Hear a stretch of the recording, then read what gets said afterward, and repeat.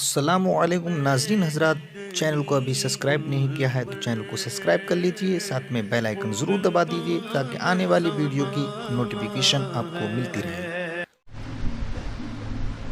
میرے پیارے آقا صلی اللہ تعالی علیہ وسلم کے پیارے دیوانوں، دل کی اتہ گہرائیوں سے ماہ رمضان الشریف، ماہ رمضان المبارک کا پہلا جمعۃ المبارکہ آپ سب کو مبارک ہو۔ اللہ رب العزت جل جلالہ آقا کریم صلی اللہ علیہ وسلم کے صدق و طفیل اس ماہ مبارک میں ہمیں عبادت کی توفیق اور عبادت کی قوت اور عبادت کی طاقت نصیب فرمائے۔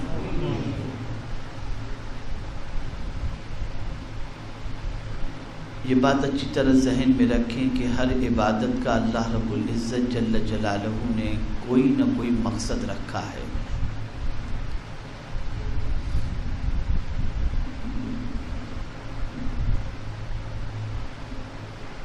جب تک کہ عبادت کے اس مقصد کو انسان نہیں پاتا،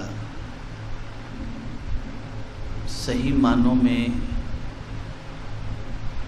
عبادت کی برکتوں سے وہ محروم ہے۔ نماز ہو، روزہ ہو، حج ہو یا زکوٰۃ ہو، ان سب کے پیچھے کچھ نہ کچھ غرض و غایت موجود ہے۔ اسی طریقے سے پروردگار جل جلالہ نے روزے کی فرضیت کے لیے بھی فرمایا اور اس کے مقصد کو بیان فرمایا، کتب علیکم الصیام کما کتب علی الذین من قبلکم۔ تسلی عطا فرمائی کہ اے ایمان والو، تم پر روزے فرض کیے گئے جیسا کہ تم سے اگلوں پر فرض کیے گئے تھے۔ حضرت آدم علیہ الصلاۃ والتسلیم سے لے کر پیغمبر رحمت صلی اللہ تعالی علیہ وسلم تک جتنے بھی انبیاء تشریف لائے، سب نے روزوں کا اہتمام کیا۔ یہ اور بات ہے کہ مختلف زمانے میں اور مختلف انبیاء کرام علیہم الصلاۃ والسلام کے دور پاک میں روزے کی کیفیت جدا جدا تھی اور روزے کا طریقہ جدا جدا تھا۔ کہیں روزے کا معاملہ یہ تھا کہ ایک بار رات میں کھا لیے، افطار کر لی، اس کے بعد آپ پھر نہیں کھا سکتے، پھر دوسرے دن آپ غروب آفتاب کے بعد کھائیں۔ کہیں ایام بیت کے روزے فرض تھے 13، 14، 15، کہیں پر یوم عاشورہ کا روزہ فرض تھا۔ لیکن پروردگار جل جلالہ نے اس امت پر، یعنی خیر امت پر، رسول گرامی وقار صلی اللہ علیہ وسلم کی امت پر ماہ رمضان المبارک کے روزے فرض فرمائے۔ 29 یا 30 جتنے بھی دن گنتی کے پورے ہوں، ان دنوں کے روزے عاقل بالغ مسلمان پر اللہ رب العزت جل جلالہ نے فرض فرمائے۔ روزے سن 2 ہجری میں فرض ہوئے۔ آقا کریم صلی اللہ علیہ وسلم مدینہ منورہ تشریف لے گئے اور وہاں روزے کی فرضیت کا حکم نازل ہوا ہجرت کے 2 سال کے بعد۔ اب روزے کا مقصد کیا ہے؟ اور میں یہ سمجھتا ہوں انسان دنیا میں ہر چیز کے مقصد کو پیش نظر رکھتا ہے، لیکن عبادت کے مقصد کو پیش نظر نہیں رکھتا۔ عبادت کو ایک رسم سمجھتا ہے، عبادت کے حوالے سے یہ تصور کرتا ہے کہ اللہ عز و جل کی طرف سے ایک ڈیوٹی ہے، ذمہ داری ہے، بس اسے نبھا لو، پھر وہ جیسے تیسے بھی ہو تاکہ قیامت کی پرسش سے بچ جائیں۔ نہیں، ہر عبادت کا کوئی نہ کوئی مقصد ہے۔ جب تک کہ عبادت کے مقصد کو نہیں پائیں گے، آپ کی زندگی میں تبدیلی نہیں آ سکتی۔ عبادت کی غرض و غایت کو نہ پانے کی وجہ سے آپ ان فضائل، ان کمالات اور ان برکتوں سے محروم رہیں گے۔ جیسا کہ اگر کوئی ماہ رمضان المبارک میں روزے رکھا اور اپنی زبان کی اس نے حفاظت نہ کی، اپنے کانوں کی اس نے حفاظت نہ کی، اور ماہ رمضان المبارک میں جھوٹ بولتا رہا، چغلی کرتا رہا، غیبت کرتا رہا، گانے گنگناتا رہا، فحش گوئی کرتا رہا، بکواس کرتا رہا، تو اس کے نام اعمال میں سوائے بھوکے پیاسے رہنے کے اور کچھ نہیں لکھا جاتا۔ تو جب روزہ رکھ ہی لیا ہے آپ نے تو اب ذمہ داری ہے کہ اس کا حق بھی نبھائیں۔ اسی لیے حضور صلی اللہ تعالی علیہ وسلم نے ارشاد فرمایا، من صام رمضان ایمانا و احتسابا غفر له ما تقدم من ذنبہ، جس نے ماہ رمضان کے روزے رکھے ایمان اور احتساب کے ساتھ، اللہ اس کے اگلے گناہوں کو معاف فرما دیتا ہے۔ اپنے روزے کی حفاظت کرو، اور خاص طور پر روزے کے اندر زبان کی حفاظت کرو۔ یہ زبان روزے کے اندر پھسل جاتی ہے۔ بہت سارے لوگ روزے کی حالت میں غصہ کرتے دکھائی دیتے ہیں اور کہتے ہیں کہ میرا روزہ میں تم سے کھول دوں گا اگر زیادہ کچھ تم نے کیا تو۔ اس قسم کے جملے اپنی زبان سے استعمال کرتے ہیں۔ یہ ساری چیزیں لغو ہیں، لا یعنی ہیں، اور اللہ اور اس کے رسول جل جلالہ و صلی اللہ علیہ وسلم کو ناپسند ہے۔ روزہ ہمیں سدھارنے کے لیے آیا ہے۔ روزہ اس لیے فرض کیا گیا تاکہ ہم متقی بن جائیں۔ اور اگر میں یہ کہوں تو غلط نہ ہوگا کہ جس نے ماہ رمضان المبارک کے روزے کے مقصد کو پا لیا، اس کے باقی پورے 11 مہینے اللہ کے فضل سے اطمینان و سکون کے ساتھ گزرتے چلے جائیں گے۔ روزے کا مقصد سمجھو آپ، روزے کا مقصد ہے لعلکم تتقون، تاکہ تم متقی بن جاؤ، پرہیزگار بن جاؤ، اللہ سے ڈرنے والے بن جاؤ۔ روزہ چاہتا ہے کہ ہمارے اندر اللہ کا ڈر پیدا ہو، اور روزے کی حالت میں کسی حد تک تو اللہ کا ڈر رہتا ہے کہ ایک بندہ روزے کی حالت میں وضو کرتے ہوئے پانی نہیں پی لیتا، پیاس شدت سے لگی ہونے کے باوجود فریج کے اندر پانی موجود ہے، گرمی شدید ہے، کوئی دیکھنے والا نہیں، پھر بھی بندہ اس میں سے پانی نکال کر نہیں پیتا ہے روزے کی حالت میں، کہ سوچتا ہے کہ کوئی دیکھتا ہو یا نہ دیکھتا ہو، اللہ رب العزت جل جلالہ دیکھتا ہے۔ کھانا نہیں کھاتا روزے کی حالت میں، بھوک لگی ہے، کھانا موجود ہے، کوئی دیکھنے والا نہیں، پھر بھی نہیں کھاتا، اس لیے کہ اندر سے اس کا دل کہتا ہے کہ اس چار دیواری میں کوئی دیکھتا ہو یا نہ دیکھتا ہو، میرا رب مجھے دیکھ رہا ہے۔ اب اس کی برکتیں کیا ہوتی ہیں؟ اس کی برکتیں کیا ہوتی ہیں کہ میرے آقا صلی اللہ علیہ وسلم نے ارشاد فرمایا، روزے دار افطار کے وقت جو دعا کرتا ہے اللہ اس کی دعا کو قبول فرما لیتا ہے۔ یہ برکت نصیب ہوگی۔ یہاں سے یہ بات سمجھ میں آئی، جہاں تقویٰ آیا، جہاں اللہ کا ڈر آیا، اللہ رب العزت جل جلالہ کام بنا دیتا ہے۔ اور روزے کا سب سے بڑا مقصد یہ ہے کہ ہمارے اندر اللہ کا ڈر پیدا ہو جائے، ہمارے اندر تقویٰ پیدا ہو جائے۔ اور جس کسی کے اندر یہ ڈر اللہ کا پیدا ہو گیا، اور یہ ڈر صرف رمضان کی حد تک نہیں کہ ماہ رمضان المبارک ہی میں اس کا ڈر ہو، بلکہ یہ ڈر ایسا ہے کہ اس ایک مہینے کی پریکٹس کے بعد، ماہ رمضان کے گزر جانے کے بعد بھی انسان اللہ سے ڈرتا رہے تو 11 مہینے کا حال یہ ہوگا کہ اللہ کے نزدیک بھی وہ عزت والا بن جائے گا، اور اس کے سارے کام میرا مولا آسان فرما دیا کرے گا۔ روزے میں نہ کھانے پینے کی ایک عادت ہوتی ہے دن کے ٹائم پر، تو آپ دیکھتے ہوں گے کہ عید کے دن بھی انسان کھاتا پیتا نہیں ہے زیادہ، بہت کم کھاتا پیتا ہے، سو جاتا ہے۔ روزے میں سونے کی عادت تھی تو عید کی نماز پڑھ کے آیا، کچھ کھایا، ناشتہ کیا، سو گیا، پھر آرام سے اٹھتا ہے وہ، اور بھوک بھی اسے نہیں لگی ہوتی، تو یہ پریکٹس تھی۔ ایسے ہی روزے کی حالت میں اللہ کے ڈر کی پریکٹس کرو، غور کرو، اپنے دل و دماغ اور اپنے اعضاء کے سلسلے میں غور کرو کہ کہیں آپ روزے کی حالت میں نکلے، باہر نکلے اور کوئی غیر محرم آ رہی نگاہوں کو فوراً نیچی کر لو. آپ روزے کی حالت میں ہو، اخبار پڑھ رہے ہو، کوئی ایسی چیز آئی فوراً نگاہ پھیر لو. آپ روزے کی حالت میں ہو، کوئی آپ سے جھگڑا کرنے آئے، آپ فوراً کہہ دو میں روزے دار ہوں.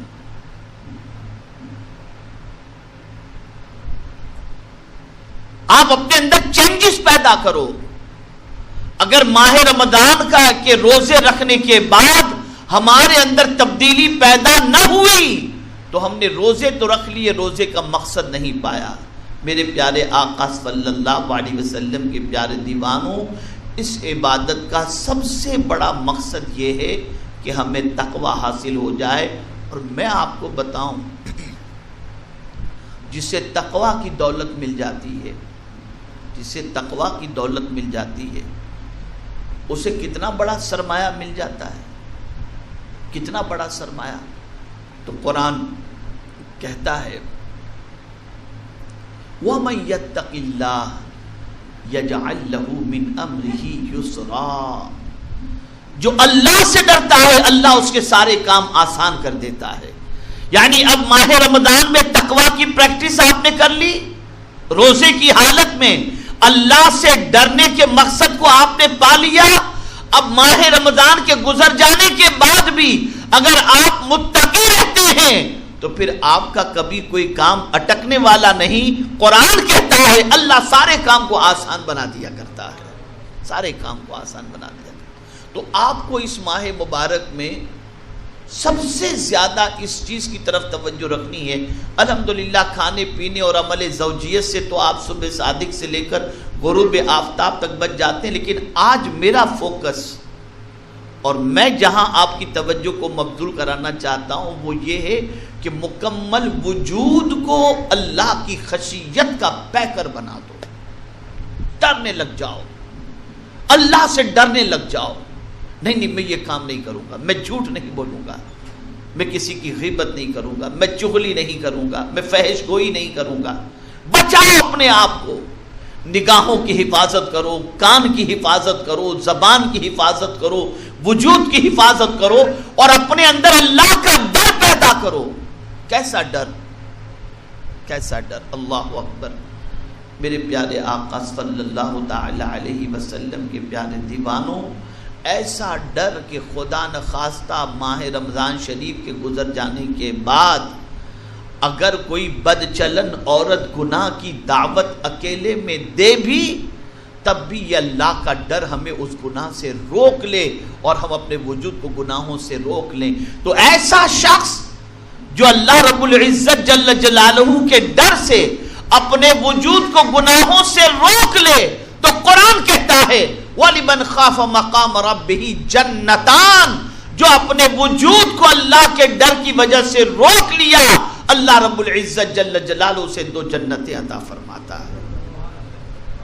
تو رمضان، ماہ رمضان المبارک ایک پریکٹس کا مہینہ ہے اور اس میں سب سے بڑی پریکٹس بھوکے رہنے کی، پیاسے رہنے کی یا عمل زوجیت سے روزے کی حالت میں بچنے کی.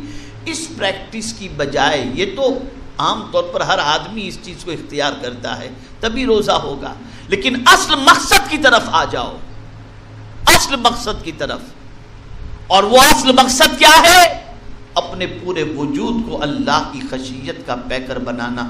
یہی وجہ ہے آقا کریم رؤوف الرحیم علیہ التحیۃ والتسلیم ماہ رمضان المبارک کا چاند نظر آتا تو مصطفیٰ جان رحمت صلی اللہ تعالی علیہ وسلم اپنے بستر کو سمیٹ کر رکھ دیتے اور فرماتے اب یہ مہینہ سونے کا نہیں، اللہ کو منانے کا مہینہ ہے، عبادت کا مہینہ ہے. اور حضور صلی اللہ علیہ وسلم ماہ مبارک پورا عبادت اور ریاضت میں گزارتے تھے.